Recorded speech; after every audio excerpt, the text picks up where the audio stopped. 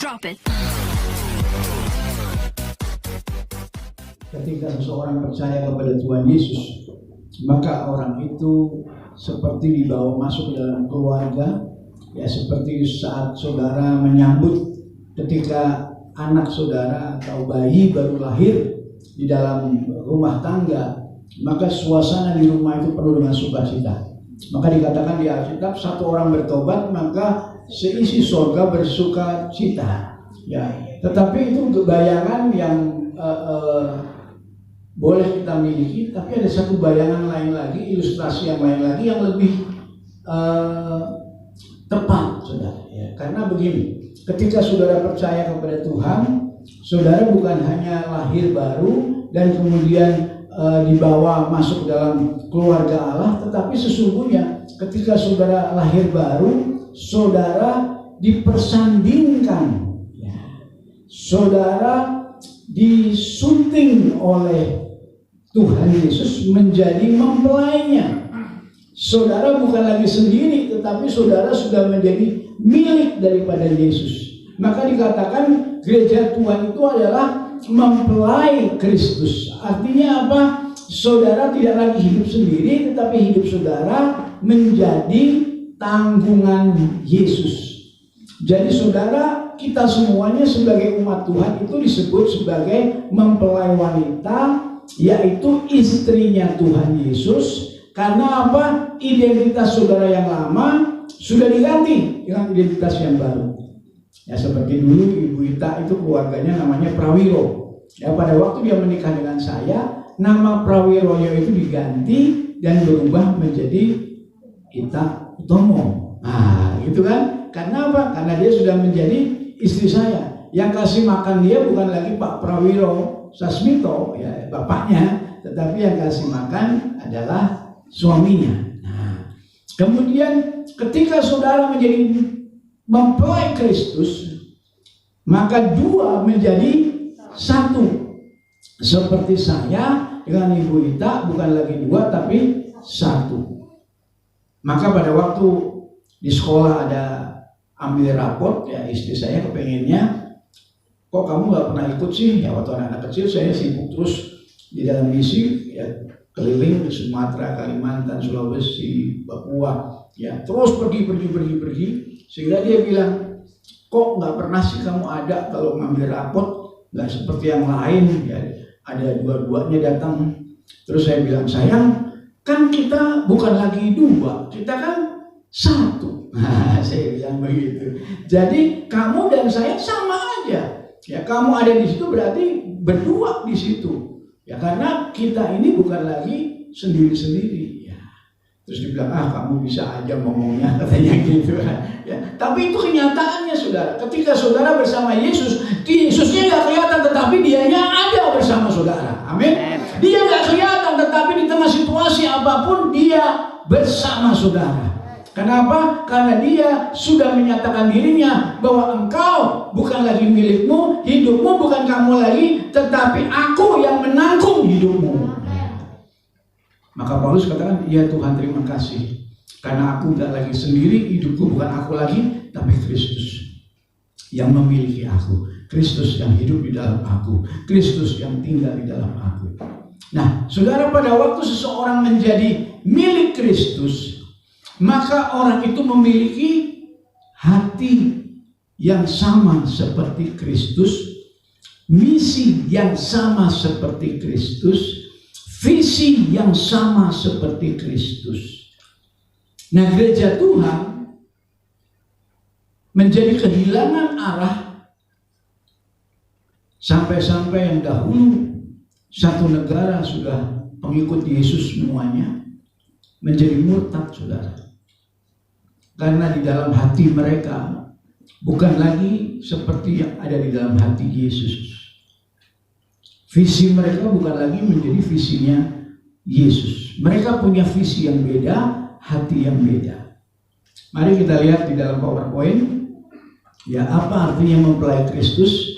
Dan kita ambil dari ayat suami istri, saudara, ya. Efesus pasal 5.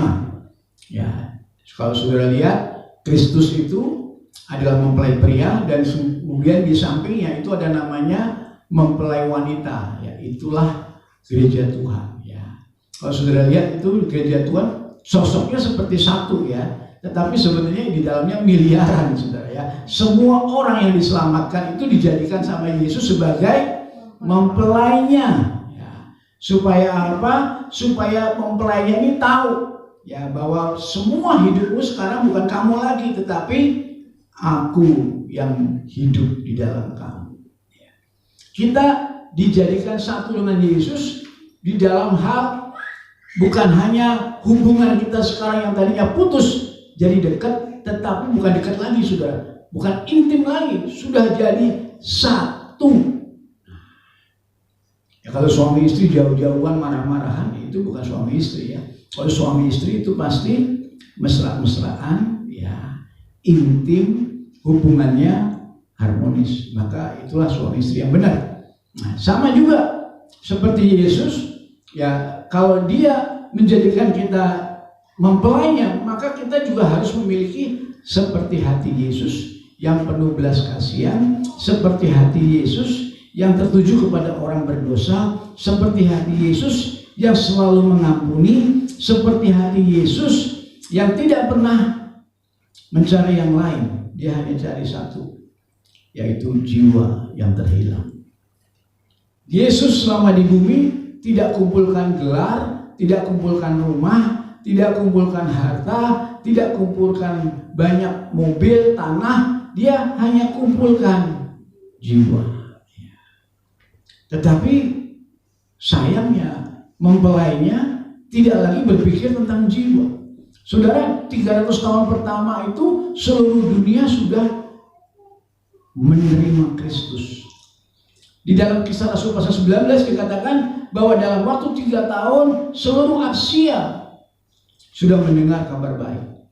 Jadi penginjilan di gereja mula-mula itu begitu dahsyat karena semua orang walaupun tidak punya organisasi sinode, tidak punya gedung, tidak punya fasilitas, tetapi mereka memiliki hubungan dengan Kristus. Nah, hubungannya dengan Yesus ini membuat mereka menyala-nyala, saudara. Begitu intimnya sama Yesus, sehingga mereka dalam pikiran mereka bukan ada di dunia ini untuk mengumpulkan harta, mengumpulkan barang, tetapi mereka ada di dunia ini bersama dengan Yesus mengumpulkan jiwa. Jadi di mana saja mereka pergi, mereka selalu memberitakan tentang kebaikan Tuhan, kebaikan Tuhan, kebaikan Tuhan.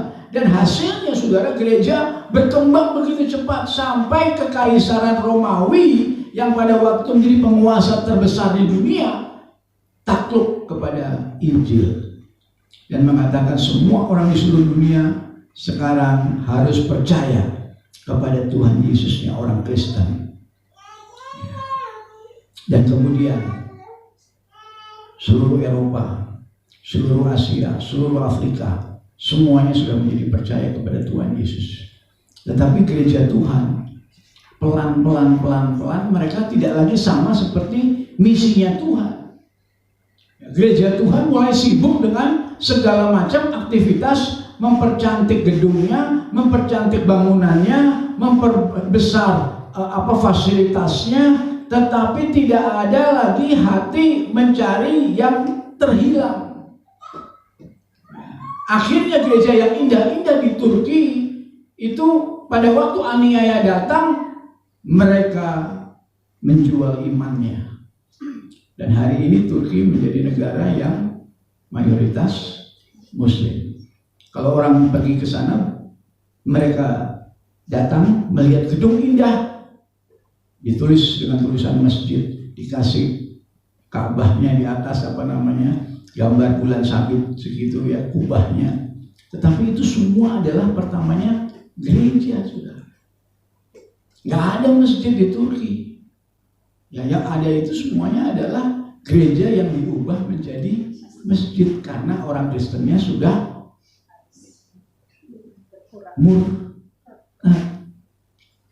mu'alaf katanya gitu kan, sudah jadi orang Islam.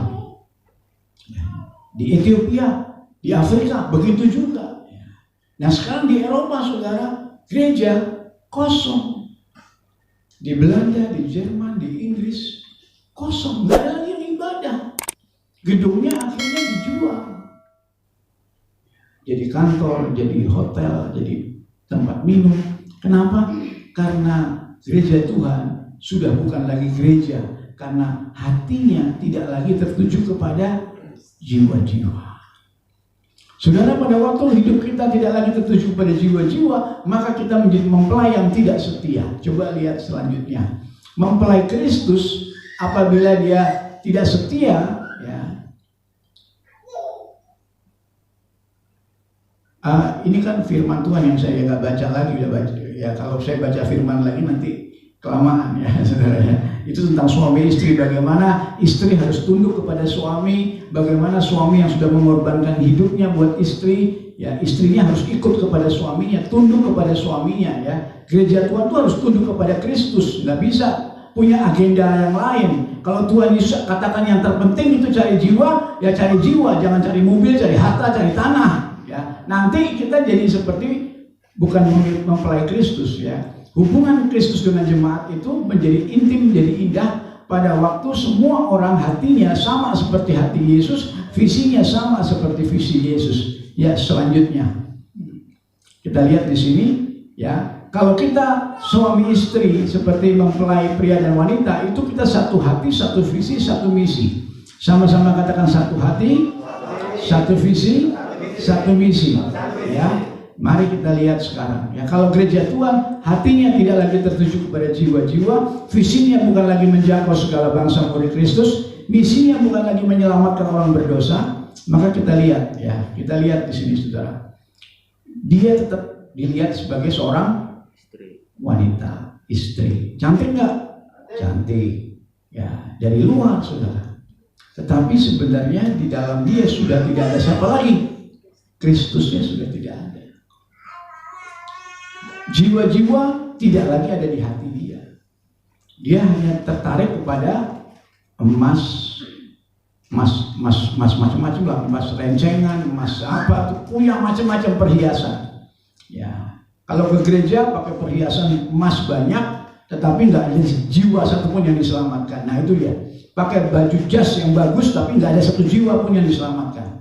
Jasnya bisa banyak ke gereja, ganti-ganti saudara. Natal ganti jas, Paskah ganti jas, ganti jas, tetapi satu jiwa pun belum ada yang diselamatkan. Nah itulah gereja Tuhan yang sudah dikatakan oleh Alkitab sebagai mempelai yang sudah selingkuh, saudara. Karena lebih mencintai yang lain daripada yang dicintai oleh sang kekasih. Kekasih cintanya kepada jiwa-jiwa yang terhilang. Sang kekasih inginnya supaya hidup kita boleh memberitakan kabar baik dan memenangkan jiwa, tetapi kitanya sibuk dengan hal yang lain, mengumpulkan harta di bumi, di mana ada ngengat dan karat dan ada semua cacing dan belatung. Ya. Kalau kita tidak mencari wajah Tuhan, kita tidak akan mencari jiwa-jiwa. Ya. Itu dimulai dari keintiman kita dengan Tuhan. Kalau keintiman kita dengan Tuhan sudah berkurang, maka saudara akan punya hati yang nanti hambar, tidak lagi ada belas kasihan. Jangankan jiwa-jiwa yang terhilang, orang yang berdosa, istri sendiri, anak sendiri, keluarga sendiri pun tidak merasakan kasih sayang dari saudara. Kenapa? Karena hati kita sudah hambar dengan Tuhan. Kalau hubungan kita dengan Tuhan sudah hilang, maka akan terlihat kita lebih cinta hobi, harta, mainan, dan lainnya, tetapi tidak lagi ada kasih kepada jiwa-jiwa yang terhilang. Ya. Israel pada mulanya dipilih Tuhan menjadi mempelainya Tuhan untuk menjadi imam bagi siapa, saudara? Israel itu dipilih Tuhan untuk menjadi imam bagi siapa? Bangsa-bangsa. Karena bangsa-bangsa kan nggak kenal Tuhan Yesus. Maka Tuhan hadir di tengah Israel, Musa hadir, Tuhan bicara sama Musa, Tuhan kasih 10 perintah Allah, jangan ada padamu Allah lain, jangan membuat patung dan menyembah kepada patung ini, tetapi kuduskanlah nama Tuhan dan sucikanlah hari Sabat, dan kemudian beribadahlah kepada Tuhan dengan segenap hati, segenap jiwa, segenap kekuatan. Jangan ada yang lain. Itu perintah Tuhan. Ya, tetapi orang Israel lebih mencintai apa? kekayaan harta. Ya. Sampai hari ini kalau saudara tanya harta orang Israel, banyaknya bukan main. Ya. Dia punya bank di seluruh dunia, dia punya media di seluruh dunia. Semua yang saudara lihat sekarang media apa sajalah, ya, itu semua punya orang Yahudi. Saudara mau tahu tentang teknologi yang paling mutakhir, nuklir apapun, itu punya orang Yahudi. Ya, saudara, mereka sangat maju, tetapi mereka dipilih bukan untuk itu. Ya. Tetapi mereka dipilih untuk menjadi imam. Karena mereka sudah selingkuh, maka Tuhan sebut dia sebagai pelacur dunia. Karena tidak lagi menjalankan misinya Tuhan untuk menjadi imam bagi bangsa-bangsa. Orang Israel, mereka sangat sombong, saudara, berpikir mereka lah yang dipilih Tuhan. Ya. Dan tidak ada bangsa lain yang akan selamat kecuali bangsa Israel. Ya. Selama ini, apakah mereka menjadi mempelai yang nanti pada waktu sangkakala berbunyi mereka akan terangkat ke surga? Saudara yang punya Pulitzer Prize, yang punya berbagai macam piagam, yang punya teknologi canggih, yang punya pesawat luar angkasa, yang punya bank-bank di seluruh dunia, pada waktu Yesus datang, apakah dia disebut sebagai mempelainya yang akan diangkat Tuhan? Nah, percaya sama Yesus saja enggak. Waktu Yesus di awal-awal, siapa yang bilang, kemarilah kekasihku yang setia kepadaku? Siapa, saudara? Gereja Tuhan, bukan Israel. Memang sebutan mempelai itu kepada Israel pertamanya, tetapi waktu Israel tidak setia, bahkan kekasihnya datang saja dibunuh, saudara. Ya. Yang menyelamatkan, yang menjadi penebus saja tidak dihormati, ya, bahkan dicaci dan dibagi. Tetapi Tuhan kemudian memilih bangsa-bangsa lain yang kemudian disebut yang terdahulu jadi terkemudian, yang di belakang jadi yang di depan. Jadi pada waktu pengangkatan, yang diangkat yang di depan siapa? Gereja. Kemudian kesusahan besar datang, siapa yang akan mengalami kesusahan? Israel. Ya, memang sekarang ini masih dijaga Tuhan ya Israel ya, karena Tuhan masih kepengen gerejanya terus selamatkan bangsa-bangsa Israel ya, tetap aku jaga gereja Tuhan, selamatkan. Tetapi begitu sudah Injil pas diberitakan kepada semua bangsa, nggak ada orang yang belum pernah mendengar Injil, barulah tiba kesudahannya. Gereja Tuhan diangkat dan kemudian kesusahan besar. Dan mereka yang menolak Yesus dengan uangnya, dengan kekayaannya akan ditinggalkan. Mari kita lihat gambaran tentang bagaimana gereja Tuhan yang akan terangkat. Ya, itu yang setia itu gereja Tuhan, yang tidak setia itu adalah Israel. Tetapi sekarang yang saya mau kasih tahu, gereja Tuhan sendiri sekarang yang harusnya pergi memberitakan Injil, tetapi banyak yang tidak melakukannya, nggak setia. Fokusnya bukan kepada amanatnya Tuhan, fokusnya kepada harta, barang, kekayaan, jabatan, gelar, semuanya.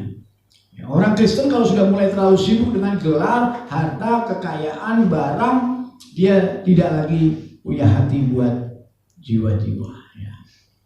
Fokus kita, visi kita, hati kita harus seperti Tuhan Yesus.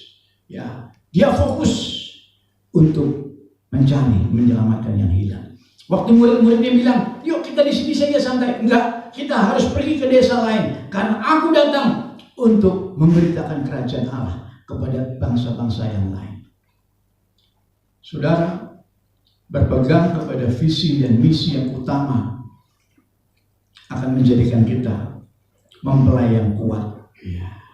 Tetapi kalau kita tidak lagi menjadikan visi dan misi utama Tuhan, kita sudah disebut sebagai gereja yang tidak setia.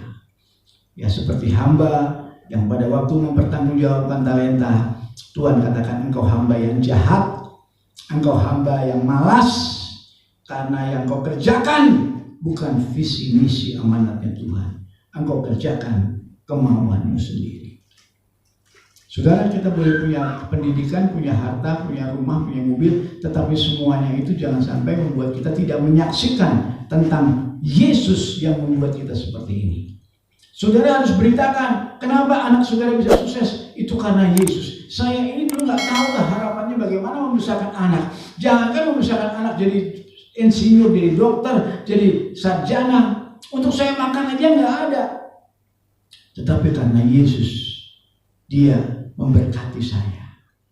Hari ini saya bisa lihat semuanya dipenuhi oleh Tuhan. Itu karena Yesus. Dialah Tuhan yang menyediakan segala kebutuhan. Kalau Bapak atau Ibu belum kenal Yesus, saya mau kenalkan. Karena Dia siap sedia untuk menjadikan kita semuanya keluarganya Allah. Maukah Ibu Bapak menjadikan Yesus sebagai Juru Selamat? Ya. Cerita tentang apa saja. Dulu saya pemabuk, dulu saya orang yang sakit penyakit, dulu saya orang yang miskin, dulu saya orang pemarah. Tetapi ketika Yesus saya undang masuk dalam hati saya, kira-kira 3 tahun yang lalu, 5 tahun yang lalu, 20 tahun yang lalu, saya memberi diri saya dibaptis, dan waktu itu hidup saya berubah. Saya tidak lagi terfokus kepada segala kelemahan saya mulai terfokus kepada Yesus, dan tiba-tiba kelemahan saya hilang, sakit penyakit saya lenyap, dan saya disembuhkan. Karena apa yang saya terima itu adalah Juru Selamat, penebus manusia. Maukah Bapak Ibu juga menerima Yesus yang menjadi Juru Selamat buat semua dunia? Saudara, kemana saja saudara pergi, jangan pernah lupa untuk membanggakan mempelai saudara. Di mana saja istri-istri itu kalau pergi, dia akan membanggakan suaminya. Dia akan terus memuji-muji suaminya yang menyediakan ini emas, ini mobil, ini semua suami saya. Anak-anak ini semua karena suami saya. Itu menurut gambaran dunia. Tetapi saudara, menurut gambaran Tuhan, biarlah kita memberitakan tentang kabar baik. Ya, kemana saja saudara pergi, beritakan kabar baik.